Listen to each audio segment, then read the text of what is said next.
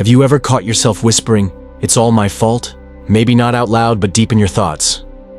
Every mistake, every missed opportunity, every broken relationship. Somehow you blame yourself. You replay your past like an old movie, scene by scene, line by line, searching for where you went wrong. And each time you find new reasons to punish yourself. But here's the truth, you are not your past. You are not the same version of you from 5 years ago, or even 5 minutes ago. So why are you still carrying their guilt? In this video, we're going to explore how blaming yourself keeps you stuck, and how to finally break free. You deserve healing, not punishment. Self-blame usually doesn't begin in adulthood. It often starts in childhood, when we're taught, directly or indirectly, that we are responsible for other people's emotions. Maybe you were told, "You made me angry," or "Why can't you be more like your brother?"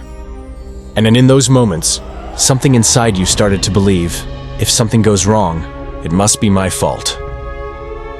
This belief doesn't disappear as you grow older. It hides in your decisions, in your silence, in the way you say sorry, even when you've done nothing wrong. You carry it like a ghost on your back, whispering doubt into your choices and guilt into your rest. And the worst part? You think this ghost is you. When you constantly blame yourself, your mind begins to create a prison, a place where you're always the villain no matter what happens. You stop taking risks. You stop trusting people. You second-guess every decision, because deep down, you believe that you'll mess it up anyway. And here's the dangerous part. Other people start to believe you too.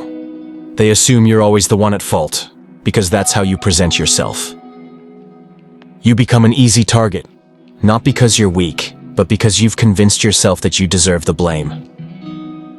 Sometimes we carry the past like a backpack full of stones. We keep walking, pretending we're okay, while inside we're exhausted. You were hurt, maybe by people you trusted, maybe by situations out of your control. And somewhere along the way, you decided it was all your fault. But here's the truth. Being a victim once doesn't mean you have to live like one forever. You're allowed to let go. You're allowed to choose a different story. The past is a chapter, not a life sentence. And you're not just a character in someone else's story. You get to write your own ending. Not everything that went wrong in your life was your fault. But when guilt becomes a habit, you start believing that it was.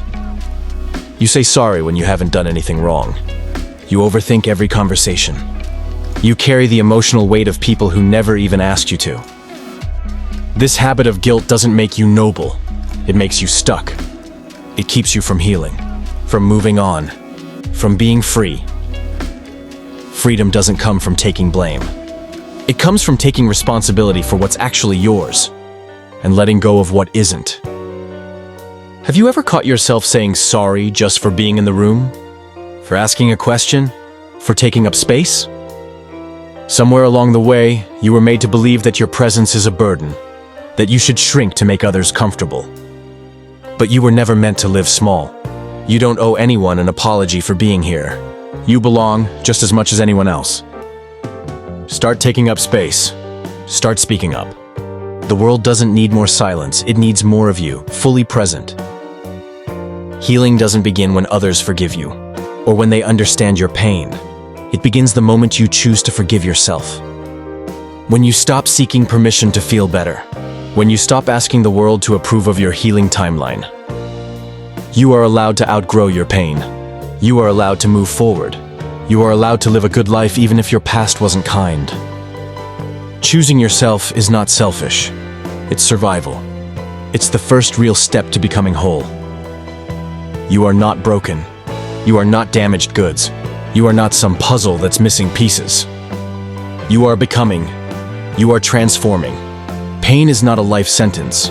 It's the pressure that creates change.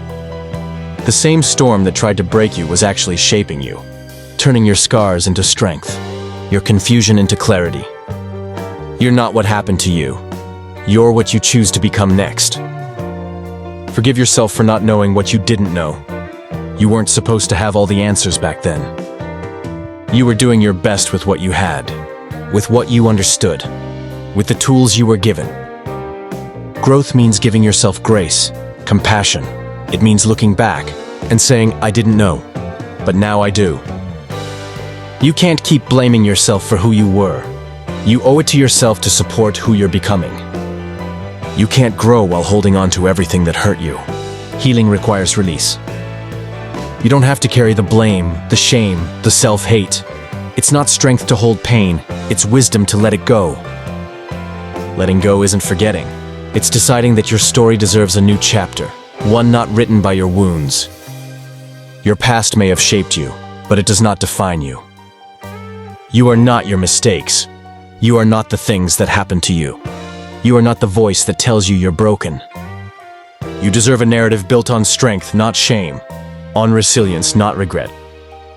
Your identity is not a prison of your past. It's a canvas for your future. You're allowed to outgrow who you were. You're allowed to become someone your past self couldn't imagine. Stop looking back for answers that only the future can give you. Your healing is not in the rear view, it's on the road ahead. You don't need to punish yourself to heal. You need to believe that healing is possible. This is your life. It's waiting to be lived, not relived.